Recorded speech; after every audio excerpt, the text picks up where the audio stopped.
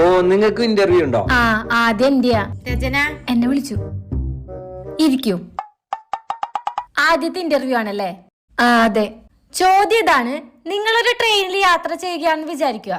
ആ ട്രെയിനിൽ നിങ്ങൾക്ക് ഭയങ്കരമായി ചൂട് അനുഭവപ്പെടുകയാണ്. നിങ്ങൾ എന്ത് ചെയ്യും? ചോദിക്കാൻ എന്തിരിക്കുന്നു മാഡം, ഉറപ്പായി ഞാൻ ജനല തുറന്നിടും. ആ, കറക്റ്റ്. പക്ഷെ ചോദ്യം അതല്ല.